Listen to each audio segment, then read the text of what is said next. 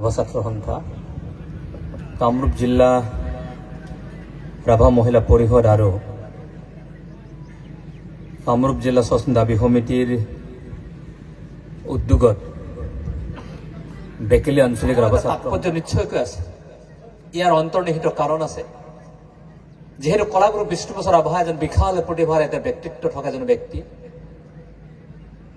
আমি অসমৰ জনসাধাৰণ জনগণে আমাৰ ছাত্ৰ ছাত্ৰীসকল সাধাৰণ মানুহে কলাগুৰু বিষ্ণুপ্ৰসাদ ৰাভাক যি ধৰণে চাব বিচাৰে, যি ধৰণে পাব বিচাৰে, যি ধৰণে বিশ্লেষণ কৰিব বিচাৰে, যি ধৰণে ব্যাখ্যা কৰিব বিচাৰে, যি ধৰণে তেখেতৰ ওপৰত অন্তৰ্নিহিত কাৰণসমূহ থকা বুলি আমি ভাবিব পাৰোঁ, সেই ধৰণে তেখেতক দেখিবলৈ পোৱা যায়।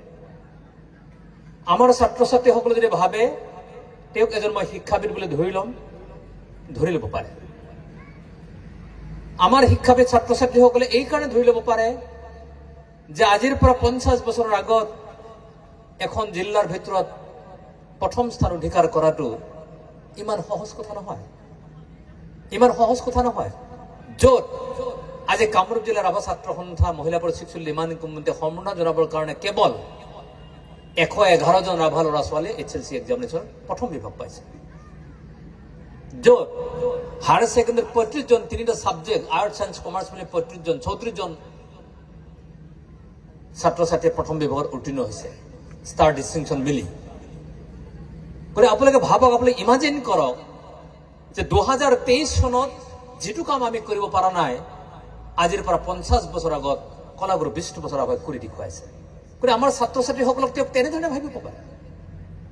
আমাৰ ইয়াত যদি কোনোবাই দাৰ্শনিক আছে, যিটো দৰ্শন ইয়াত দাৰ্শনিক আছে, বিশিষ্ট ব্যক্তিসকল আছে যে জনগোষ্ঠী কেনেকৈ আগবাঢ়িব, জনগোষ্ঠীৰ সংস্কৃতিৰ ওপৰত দৰ্শন, জনগোষ্ঠীৰ অভাৱ অভিযোগৰ ওপৰত যিটো দৰ্শন, কেনেকৈ কাম কাজ চিন্তা চৰ্চা হ'ব যি দৰ্শন, সেই দাৰ্শনিকৰ ওপৰত সেই সময়ৰ ভাৰত স্বাধীনতা খিলঞ্জীয়া মানুহসকলৰ অধিকাৰক লৈ যিটো তেওঁৰ দৰ্শন বা অসমৰ সমাজ জীৱনলৈকে দিছিল, সেই দৰ্শনবাদটো আজিও আমাৰ সন্মুখত মৰ্মে মৰ্মে মানে উপলব্ধি কৰিব পাৰে। আমাৰ মাজত যিসকল সাহিত্যিক আমাৰ ইয়াত আছে, সাহিত্য মানে নেতৃবৃন্দ আছে, সাহিত্যিকসকলে ক'ব পাৰে তেওঁ যি কবিতা লিখিছিল, তেওঁৰ কবিতাৰ যি আজি পংক্তি, কবিতাৰ যি পংক্তি, কবিতাৰ যিটো শব্দৰ উচ্চাৰণ, শব্দৰ সংস্কলন সংলগ্ন আৰু তাৰ যি কবিতাৰ যি সংস্কাৰিত ৰূপত যি অসমীয়া ভাষাৰ শব্দৰ তাত প্ৰয়োগ কৰিছিল, আজিৰ 2023 চনৰ বহুবোৰ কবি, বহুবোৰ সাহিত্যিক, বহুবোৰ গল্প প্ৰবন্ধকাৰেও সেই সময়ৰ সেই চিন্তা, সেই কাব্যিক, সেই কবিৰ যি ধাৰণা শব্দ আজিও ফেৰ মাৰিব পৰা নাই। গীতিকাৰ আজি আমি ভাল পাওঁ, বহু গীত আহে, কোনোবা আহিব আজি তাৰিখত, কোনোবা গান গাব আহিব, মৰিলং মৰিলং বুলি ক'ব, আমি ভাল পাম, গানটো শুনি ভাল পাম। কিন্তু কলাগুৰু বিষ্ণুপ্ৰসাদ ৰাভাই এনেকুৱা কিছুমান গীত লিখি গ'ল, গীতিকাৰ হৈ গ'ল, ৰচনা কৰি গ'ল, সুৰ দি গ'ল, সদায় অমৰত্ব। এটা জনমৰ পিছত আন এটা যদি জনম আমি ধৰো, জনমে জনমে এই বিশ্ব ব্ৰহ্মাণ্ড পৃথিৱী সভ্যতা সংস্কৃতি যিমান দূৰলৈকে জীয়াই থাকিব, কোনোদিনে কলাগুৰু বিষ্ণুপ্ৰসাদ ৰাভাৰ গীত, তেওঁ দিয়া সুৰ, তেওঁ ৰচনা কৰা গীতিকাৰ হিচাপে কোনোদিন পুৰণা নহয়, সদায় নতুন, সদায় নতুনত্ব তাত দেখিবলৈ পাব। যি ধৰণে গীতটো আমি পাব বিচাৰো, খেতিয়কৰ কাৰণে পাব বিচাৰো, কবিসকলৰ কাৰণে পাব বিচাৰো, সংগ্ৰামীসকলে পাব বিচাৰো, জাতিবাদ ৰাজনীতি কৰিও, ৰাজনীতি হৈও ৰাইজৰ কাৰণে ৰাজনীতি কৰি গ'ল, নিজৰ কাৰণে ৰাজনীতি নকৰিল, ৰাজনীতি কৰা মানুহসকলক পাব পাৰে, খেলুৱৈসকলে তেখেতক পাব পাৰে। অসমৰ জনগণৰ কণ্ঠ কেনেকৈ, অসমৰ প্ৰতিবাদী কণ্ঠ কি ধৰণে ভাৰতবৰ্ষক যিসকলে শাসন কৰিছিল সেই শাসনৰ মাজত কি ধৰণে উদ্বুদ্ধ কৰিব লাগে, তাক আমি বিচাৰি পাওঁ। আজি 3টা সংগঠনৰ নেতৃত্বত এই অনুষ্ঠান হৈছে। আমি 3টা সংগ্ৰামী সংগঠন যদি ভাবো, তেখেতক এজন সংগ্ৰামী, জনগণ সংগ্ৰামী নেতা, সংগ্ৰামী বন্ধু, সংগ্ৰামী জ্যেষ্ঠ হিচাপে আমি কলাগুৰু বিষ্ণুপ্ৰসাদ আমি পাব পাৰো, আমি তেনেধৰণে পাব পাৰো। সেই বিশাল প্ৰতিভাৰ ব্যক্তিগৰাকীৰ আজিৰ স্মৃতিত যে বিষ্ণু দিৱস উদযাপন হৈছে, সেইকাৰণে আজিৰ ছাত্ৰ ছাত্ৰীসকলক এই অনুষ্ঠানলৈকে মাতি আনি তেখেতসকলক, কৃতিমান ছাত্ৰ ছাত্ৰীসকলক সম্বৰ্ধনা জনোৱাৰ ব্যৱস্থা 3টা সংগঠনে কৰিছে। কাৰণ ছাত্ৰ ছাত্ৰীসকলে তেখেতে কৰি যোৱা কৃতি কামসমূহৰ ওপৰত ভিত্তি কৰি আমি যি ধৰণে হ'ব বিচাৰিছো, সেই ধৰণে আমি তেখেতক বিচাৰি পাব পাৰো। মোৰ ছাত্ৰ ছাত্ৰীসকলৰ প্ৰতি মোৰ আহ্বান থাকিব যে ৰিজাল্টটো ভাল নহয়, আমি যদি গোটেই ৰাভা হাউচৰ অট'নমাছ কাউন্সিলখন যদি এখন জিলা বুলি ধৰি লওঁ, গোটেই জিলাখনৰ ৰাভা হাউচৰ অট'নমাছ কাউন্সিলে HLCত কেৱল 54% পাছ কৰিছে। আমাৰ যদি জিলা বুলি আমি ধৰি লওঁ, যদি জিলা বুলি আমি ধৰি লওঁ, আৰু তাৰ এমং দা ৰাভা বুলি যদি কওঁ তেতিয়া আৰু কম, যে ৰাভা ল'ৰা ছোৱালীসকলক মাতি আছে। এই যে হ'ল ৰাভা হাউচৰ অট'নমাছ কাউন্সিলৰ 18টা জাতি আছে, ইটছ এণ্ড এভৰি কমিউনিটিৰ সকলোবিলাকক লৈ অসমীয়া মিডিয়াম, ইংৰাজী medium, Bodo medium, Bengali medium, Garo medium চব লৈ পেলাই যদি আমি চাওঁ, অনলি 54% HLC এক্সামিনেশ্যন ৰাভা হাউচৰ এলেকাত পাছ কৰিছে। কি সাংঘাতিক কাহিনী। আৰু যদি আমি কামৰূপ জিলাৰ কণ্টেক্সত যাওঁ, তেতিয়া এইবাৰ বকো হাইস্কুলৰ ৰিজাল্টটো ভাল আটাইতকৈ কামৰূপ জিলাত, আৰু আটাইতকৈ বেয়া হলিহা হাইস্কুল। কামৰূপ জিলাৰ কণ্টেক্সত যদি আমি চাবলৈ যাওঁ, প্ৰায় 20% খলিহা আৰু 90% বকো হাইস্কুল। গতিকে এই গোটেই পৰিৱেশৰ মাজত যদি আমি চাওঁ, আৰু সেই কণ্টেক্সত যদি আমি ৰাভা ল'ৰা ছোৱালীসকলৰ কথা যদি আমি চাওঁ, ক'ত ভুলটো ক'ত, আমাৰ গণ্ডগোলটো ক'ত, কি হৈছে, ক'ত আমাৰ সমস্যাটো আছে, ক'ত সমস্যাৰ পৰা মুক্তি পাবৰ কাৰণে কি কৰাটো প্ৰয়োজন। ষ্টাৰ, ডিষ্টিংশ্যন, ষ্টেন কথাটো দূৰৰ কথা, আমি পাছেই কৰিব নোৱাৰোঁ। তাৰমানে শতকৰা যদি 54% যদি আমি 5% যদি চাওঁ, তেতিয়া ইমান কম আমাৰ আজিৰ তাৰিখত। আজিৰ পৰা 30 বছৰৰ আগত, আজিৰ পৰা 40 বছৰৰ আগত 50% পাছ কৰা বুলি ক'লে কথাটো অলপ বেলেগ আছিল।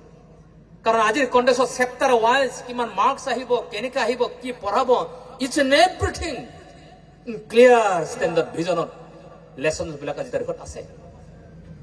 কিয়? কাৰণটো ক'ত? ইয়াত পৰিৱেশৰ কাৰণ থাকিব পাৰে, চৰকাৰ পলিচিত গণ্ডগোল থাকিব পাৰে, পিতৃ মাতৃৰ অসুবিধা থাকিব পাৰে, ঘৰুৱাৰ পৰিৱেশ আহিব পাৰে, আৰ্থিক দৈন্যতাৰ কথা আহিব পাৰে, ফেচবুক, মোবাইল, ইণ্টাৰনেটৰ কথা আহিব পাৰে, মোবাইল এক্সেছ ইউজৰ কথা আহিব পাৰে, টিভিৰ কথা আহিব পাৰে, ইয়াত নতুবা স্কুলত শিক্ষক শিক্ষয়িত্ৰীসকলৰ কথা আহিব পাৰে, স্কুলত পৰিৱেশ নাই, বা আমি ঘৰত যি ধৰণে অধ্যয়ন কৰিব লাগে সেই অধ্যয়নটো হয়তো আমি কৰবাত কৰা নাই। আজিৰ যুগটো প্ৰতিযোগিতাৰ যুগ। কোনো জাতি, কোনো জনগোষ্ঠী, কোনো ব্যক্তিয়ে কাকো ৰৈ নাথাকে। আগুৱাই যোৱাৰ দিন, আগবাঢ়ি যোৱাৰ দিন, প্ৰতিযোগিতাৰ দিন, সংগ্ৰামৰ দিন।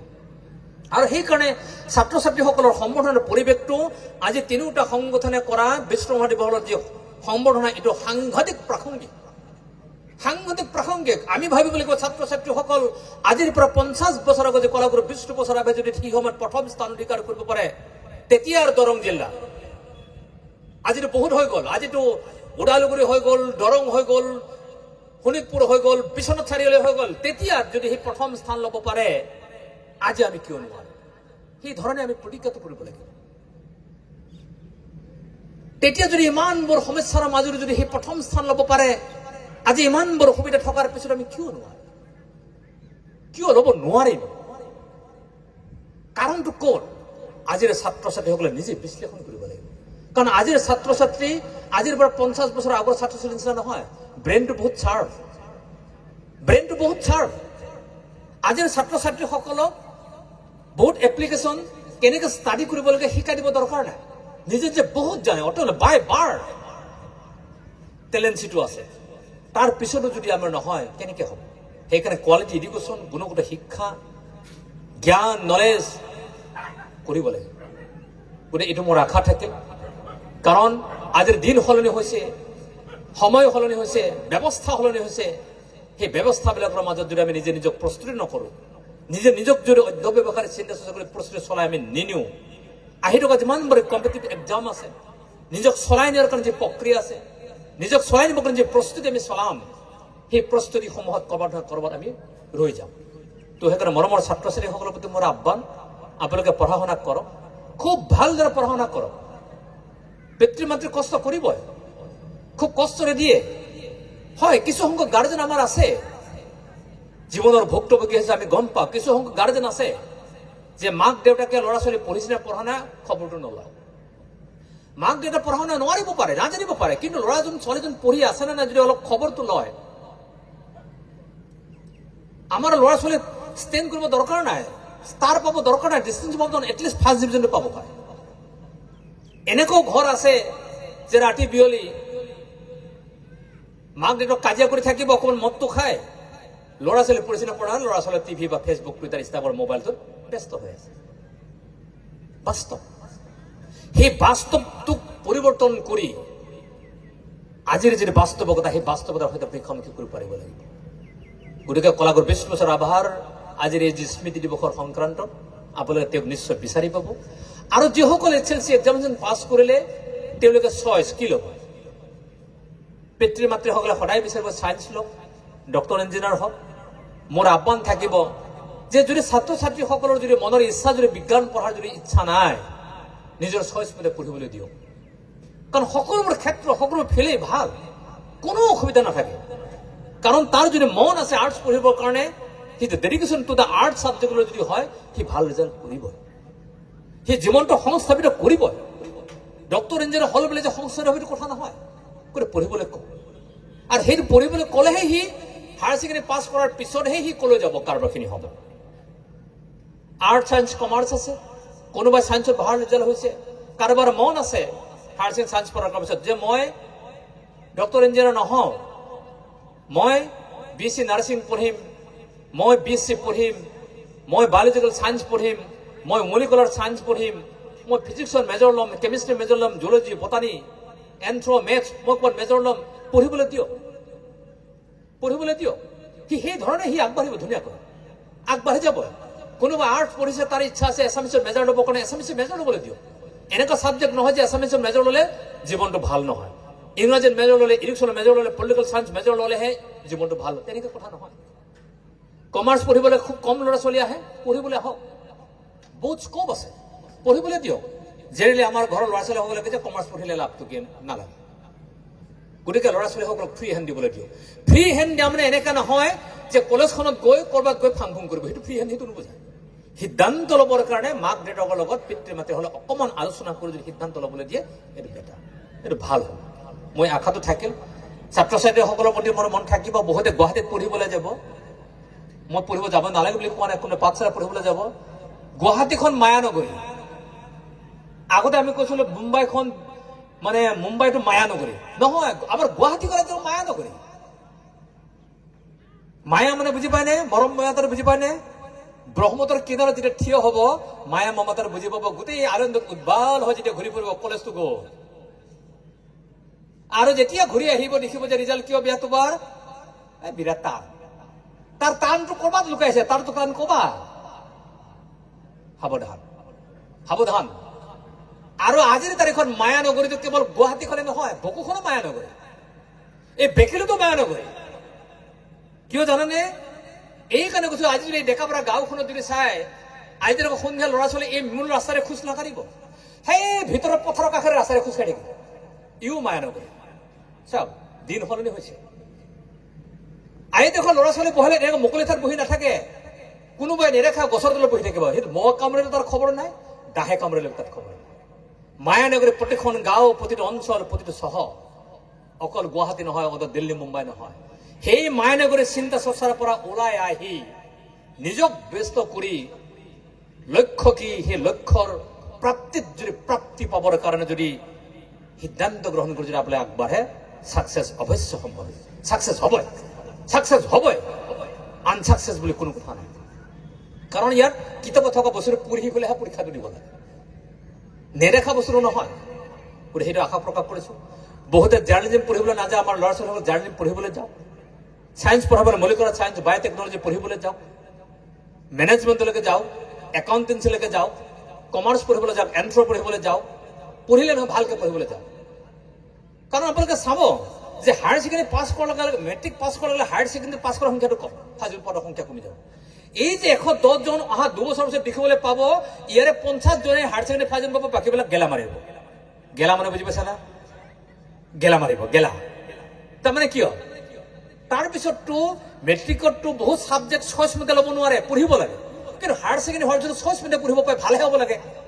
110 জনৰ ঠাইতো 115 জনে ফাজিল পাব লাগিছিল, কমিব। গেলা তোমাৰ, গেলা মাৰা কাৰণত এই যে মায়ানগৰী, প্ৰেম প্ৰীতি, চাওক মই খোলাকে কথা কৈছো, বেয়া চেঞ্চত মই কোৱা নাই।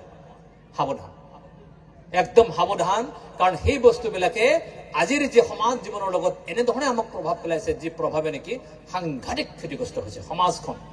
জনগোষ্ঠীটো জনজাতিটো পৰিৱেশ গাঁও সকলো গতিকে এই আশাটো মই ব্যক্ত আপোনালোকক কৰিলোঁ মৰমৰ ছাত্ৰ ছাত্ৰীসকলৰ পৰা উত্তৰোত্তৰ কামনা কৰিছোঁ আপোনালোকে ভালকৈ পঢ়ক আইদেউ ভালকৈ পঢ়িলে কোনো অসুবিধা নাই আপোনালোকৰ জীৱন সংস্থাপিত হ'বই আৰু তাতে আন এটা কথা কৈ মই সামৰিব বিচাৰিছোঁ পঢ়া শুনা কৰি থাকোঁতে আপোনালোকে সদায় ৰাখিব যে নিজৰ গাঁওখনৰ সমস্যা কি নিজৰ জিলাখনৰ সমস্যা কি নিজৰ জাতিটোৰ সমস্যা কি কিয় কিয় ঘটনাবিলাক ঘটি আছে তাৰ বিশ্লেষণ তাৰ ব্যাখ্যা নিজৰ মনত জুকিয়াই চাব আৰু সেই জুকে চাবৰ কাৰণেই আজি কলাগুৰু 20 বছৰ আভাৰ আজিৰ পবিত্ৰ মৃত্যু তিথিত আপোনালোকক সম্বোধন জনাবৰ কাৰণে মাতি আনিছে যাতে সেই কথাবিলাক মৰমে মৰমে উপলব্ধি কৰি আপোনালোকে নিজকে বিশ্লেষণ ওপৰত লৈ যাব পাৰে একোজন বিশ্লেষক ৰূপত যাতে আপোনালোকে যাব পাৰে পাব পাৰো আমি সেইটো আমি আশাবাদী সেইটো আমি আশা প্ৰকাশ কৰিছোঁ সেই আশাটো প্ৰকাশ কৰিছোঁ জীৱনৰ অভিজ্ঞতা এটা কৈ থৈছে বহু ল'ৰা ছোৱালী জীৱনৰ আজি ইমান বছৰ প্ৰায় 25 বছৰ বিভিন্ন কৃতি ছাত্ৰ ছাত্ৰীসকলক সম্বোধন দিব পালোঁ সম্বোধন সভাত মই থাকিব পালোঁ লাষ্ট 25 বছৰ কণ্টিনিউৱাছলি কিন্তু এটা অভিজ্ঞতাই কয় যিমানবোৰ চোকা ল'ৰা ছোৱালীক আমি সম্বোধনা দিওঁ বেয়া চেঞ্চন মই কোৱা নাই যিমানবোৰ ষ্টেণ্ড কৰা ডিষ্টিংশ্যন পোৱা ল'ৰা ছোৱালীক আমি সম্বোধন দিওঁ সহায় কৰোঁ মৰম কৰোঁ টকা পইচাৰ মেক্সিমাম সিহঁতকে দিয়া হয় কিন্তু যেতিয়া সেইসকল ল'ৰা ছোৱালীয়ে চাকৰি বাকৰি পায় ক'ৰবাত যায় চুপ পাহৰি যায় হোৱাই ঘৰ পাহৰে গাঁও পাহৰে জিলা পাহৰিল জাতিটো পাহৰি যায় সভ্যতা সংস্কৃতি পাহৰি যায় কিয় সেইটো নিজকে মই ভাবিছোঁ আজিকালি ভাবো কিয় হয় এইটো কাৰণটো কি সেইটো মই নিজকে ভাবো গোটেই ভাৰতবৰ্ষৰ ভিতৰত আজিৰ চিটুৱেশ্যনত হাৰ্ডলি 2 লাখ মানুহ হ'ব মিনা ট্ৰাইবছ তেনেকে নহয় ট্ৰাইবেলে হাৰ্ডলি আমাৰতো 5 লাখ ৰাভা মানুহ কিয় আমি পাহৰি যাওঁ মই তাকে আচৰিত পাওঁ তাকে আচৰিত ভাবো বহুত চোকা ল'ৰা বহুত কৃতিমান ছাত্ৰ ছাত্ৰীসকল যেতিয়ালৈকে থাকিব তালৈ ইফাললৈকে সুন্দৰ সম্পৰ্ক বজাই ৰাখে কথা বতৰা মাত মাত দিয়া যে ক'ৰবাত সংস্থাপিত হৈ গ'ল খুন্দা নামাৰালৈকে সি দেখা নাপায় বাস্তৱ আৰু সেই বাস্তৱতাটোৱে আজিৰ তাৰিখত অল এজ হোম ট্ৰাইবেলৰ মাজত হোৱা নাই কিন্তু সেই বাস্তৱটোৱে অন্য জনগোষ্ঠীবিলাকৰ মাজত বেছিকৈ যিটো হৈ আছে সেইটো অল এজ হোম সেইটো যাতে আমাৰ জনগোষ্ঠীৰ মাজত নহয় মৰমৰ ছাত্ৰ ছাত্ৰীসকলৰ প্ৰতি মোৰ আহ্বান থাকিল আৰু লাষ্ট আহ্বান আজিৰ মঞ্চৰ যোগেদি সেইটো আপোনালোকৰ প্ৰাসংগিক নহয় কাউন্সিলৰ প্ৰাসংগিক কৈ থৈ গ'লো অহা সপ্তাহত এটা এডভাৰটাইজমেণ্ট ওলাব কাউন্সিলৰ তৰফৰ পৰা ৰাভা হাছং টেলেণ্ট 20 বুলি এটা মিছন আমি লৈছোঁ 20 জন ল'ৰা ছোৱালী এণ্টাৰ ৰাভা ল'ৰা ছোৱালী 10 জন ৰাভা থাকিব 10 জন আদাৰ্ছ ৰাভাটো অপেন ফৰ অল আমি কৰি দিছোঁ গ্ৰেজুৱেশ্যনত 60% থাকিব মিনিমাম এণ্ড এবভ আমি UPSC কোচিঙৰ কাৰণে এক্সপেৰিমেণ্ট দিলে 6 মাহ পঠাম আৰু 6 মাহ each and everything a to all ones to all experience আৰু কাউন্সিলে বিয়াৰ কৰিম থকা লোৱা খোৱা অহা যোৱা এভৰিথিং আমি বিয়াৰ কৰিম আমি 6 মান্থত যদি তেখেতসকলৰ সেই কোচিং যদি কমপ্লিট নহয় এনাৰ 6 মান্থ আমি বঢ়োৱাম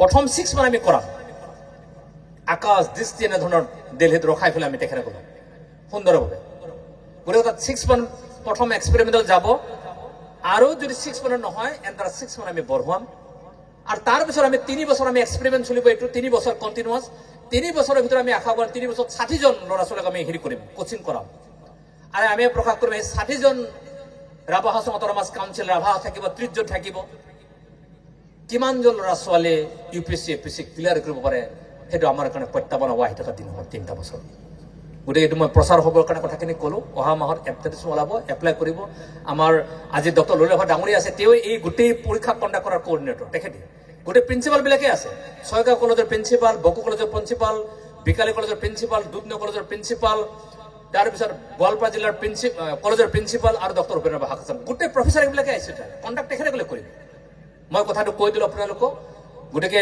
আপোনালোকে HLC এক্সামিনেশ্যন SS এক্সাম পাছ কৰা ল'ৰা ছোৱালীসকল আছে ইয়াৰ মাজে প্ৰচাৰটো এইকাৰণে কৰি দিলোঁ সকলো আকৌ পিছত এইটো নক'ব যে আমি খবৰ নাপালোঁ তেনেকৈ নিশ্চয়কৈ নহয় গতিকে সেইটো লৈ পৰীক্ষাটোত বহিম তাত যাওঁ আৰু আমি আশা প্ৰকাশ কৰিম যে সেইসকল ব্যক্তিৰ দ্বাৰা ৰাভা হাছং অট'নমাছ কাউন্সিল জাতিৰ বা এই অঞ্চলক এটা নিৰ্মাণ চোকা ল'ৰাসকলৰ মাজত এটা নেতৃত্ব দিয়াৰ পৰিৱেশ যাতে হয় অসমৰ বিভিন্ন প্ৰান্তত ভাৰতৰ বিভিন্ন প্ৰান্তত এক লক্ষ্য স্থিৰ কৰি ৰখা হৈছে আৰু তেনেধৰণৰ অনুষ্ঠানটোত আপোনালোকৰ সহযোগিতা থাকিব, পাৰ্টিচিপেট কৰিব, মই তাকে আশা প্ৰকাশ কৰি পুনৰবাৰ কামজলৰ ৰাভা ছাত্ৰ মহিলা প্ৰশিক্ষণ ডিমাণ্ড কমিটিক মই বহু বহুত শুভেচ্ছা আৰু কৃতজ্ঞতা জ্ঞাপন কৰি কলাগুৰু বিষ্ণুপ্ৰসাদ ৰাভাৰ দেৱলৈকে মোৰ শত সহস্ৰ প্ৰণিপাতৰ শ্ৰদ্ধাঞ্জলি মই জ্ঞাপন কৰি বিগত সংগ্ৰামৰ ৰাভা জাতিৰ যিসকল শ্বহীদ হ'ল সেই শ্বহীদসকলক আজিৰ মঞ্চৰ পবিত্ৰ মঞ্চৰ যোগেদি মই শত সহস্ৰ শ্ৰদ্ধাঞ্জলি প্ৰণিপাত জনাই মোৰ বক্তব্য মই মাতে সামৰি মাৰিছোঁ। ধন্যবাদ। নেমাচোন।